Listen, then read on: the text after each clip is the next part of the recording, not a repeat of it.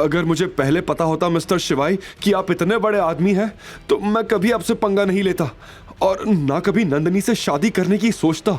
मुझे माफ कर दीजिए मिस्टर शिवाई, ये नौकरी मुझे बहुत मुश्किल से मिली है। प्लीज मेरी कंप्लेंट मत कीजिएगा। शिवाई ने यश की बात का जवाब देना जरूरी नहीं समझा। वो अवंतिका के साथ कैब में बैठकर विला की ओर चला गया और उधर यश वहीं खड़ा शिवाई की कैब को अपनी आंखों से ओझल होते हुए देखता रहा और फिर हंसते हुए बोला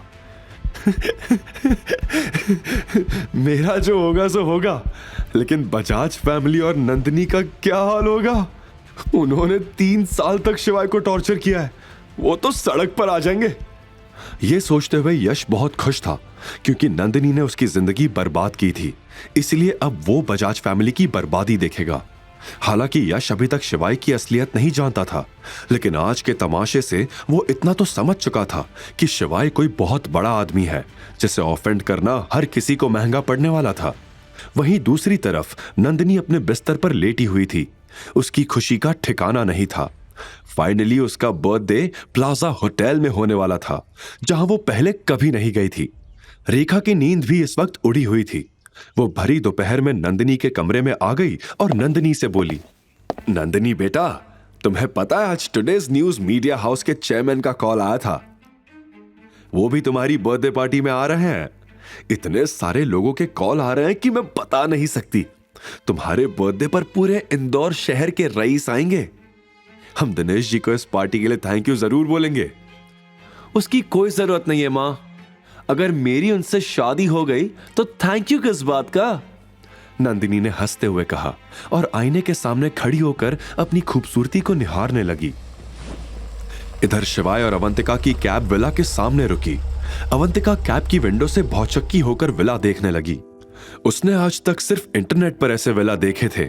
उसने कभी सपने में भी नहीं सोचा था कि इतने बड़े विला को वो कभी सामने से भी देख पाएगी।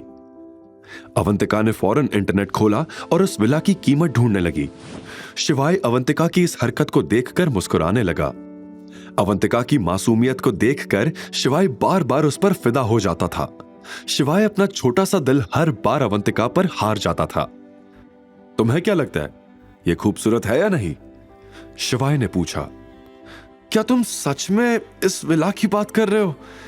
अवंतिका ने थोड़ा रुक कर जवाब दिया। ऑफ कोर्स, विला के बारे में ही पूछ रहा हूं। शिवाय ने कहा। जाहिर सी बात है, इतना महंगा विला है, खूबसूरत तो लगेगा ही। अवंतिका ने खुशी से उछलते हुए कहा। अच्छा, अगर तुम्हें इतना पसंद आ गया है तो तुम ही ये विला रख लो। शिवाय बोला और फिर उसने झिझकते हुए आगे कहा, मेरा मतलब है, अगर ये विला तुम्हें इतना ही पसंद है तो तुम भी यहां रह सकती हो। वैसे भी इतने बड़े विला में मैं अकेले कैसे रहूंगा? आज से तुम्हें उस घटिया हॉस्टल में जाने की जरूरत नहीं है। तुम यहीं रहो मेरे साथ। शिवाय की बात के जवाब में अवंतिका बोली, पर मैं यहां कैसे रह सकती हूं? लोग क्या कहेंगे? सबको एक और मौका मिल जाएगा मुझे जलील करने का। अवंतिका ने उदासी भरी आवाज में कहा। शिवाय भी भली भांति इस सच्चाई से वाकिफ था। बिना शादी के एक छत के नीचे किसी गैर मर्द के साथ रहना आज भी एक लड़की के लिए इज्जत बेचने जैसी बात थी। उसने कैब ड्राइवर को पेमेंट किया और अवंतिका को इज्जत के साथ विला के अंदर ले आया। अवंतिका, कब तक लोगों के बारे में सोचती रहोगी? मेरी बात सुनो। शिवाय ने सामने पड़े सोफे पर अवंतिका को बैठाया और फिर उसके सामने बैठकर समझाते हुए बोला, अभी तुम्हारी जान को खतरा है। रेखा ऑलरेडी तुम्हें 2 बार बेच चुकी है। वो आगे क्या करेगी हम नहीं जानते, इसलिए बेटर यही होगा कि तुम यहां मेरे साथ रुक जाओ। मेरे होते हुए कोई तुम्हारा बाल भी बांका नहीं कर पाएगा, आई प्रॉमिस। अवंतिका शिवाय की बात समझ चुकी थी। उसने हां में सिर हिलाते हुए कहा, ठीक है, अगर तुम इतना कह रहे हो तो मैं रुक जाती हूं। अगर अब मुझे कुछ हुआ ना तो उसकी पूरी जिम्मेदारी तुम्हारी होगी। वैसे मैं ऊपर वाला रूम लूंगी, ये फाइनल है। जहां मन है वहां रह लेना, सब तुम्हारा ही है। शिवाय ने हंसते हुए कहा। जाओ तुम नहा लो, मैं तब तक कुछ खाने का इंतजाम करता हूं। मैंने हमारे आने से पहले ही कपड़े, तौलियां और बाकी चीजें यहां मंगवा ली थी। शिवाय के कहने पर अवंतिका अपने कमरे में चली गई और 1 घंटे बाद फ्रेश होकर नीचे आ गई। आगे की कहानी जानने के लिए देखिए अगला एपिसोड सिर्फ पॉकेट एफएम के यूट्यूब चैनल पर। और शिवाय एक विनाशक के सारे एपिसोड्स को सुनने के लिए डिस्क्रिप्शन में दी लिंक से डाउनलोड करें पॉकेट एफएम ऐप।